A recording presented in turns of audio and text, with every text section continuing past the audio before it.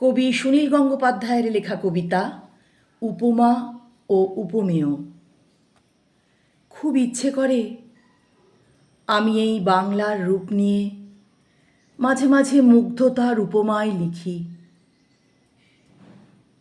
উপমা নির্মাণে কত ছলাকলা,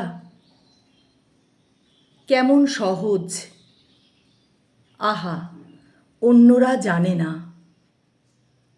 প্রকৃতি প্রকৃতির উপমেয়, রঙগুলি শব্দ মেখে লেগে থাকে দিগন্তের এপারে ওপারে। তবু মালদার এক ভাঙন উন্মুখ গ্রামে শঙ্খচিল ঘুরে ঘুরে আমাকে যে উড়ালের আলপনা দেখায়, তার কোনো চিত্রকল্প ভাবার আগেই কেন জীবনানন্দের প্রতি খুব রাগ হয়। চিলকাব্য নদীকাব্য লিখে লিখে পরবর্তী প্রজন্মের মাথাটি খেয়েছেন। ওই যে মানুষগুলি দাঁড়িয়ে রয়েছে বাঁধে, আঁকা বাঁকা ভঙ্গিমায়,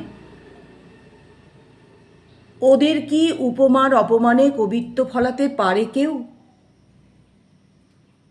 প্লাবনে দরজা ভাঙে, কবিতা ভাসে না বটে।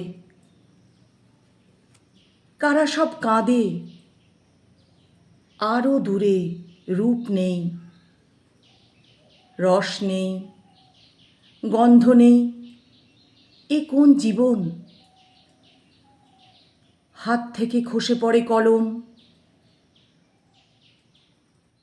কাগজ, স্বপ্ন দেখি কৈশোরের,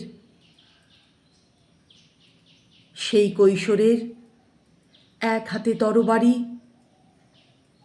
অন্য হাতে ধরা শান্তির পারাবত।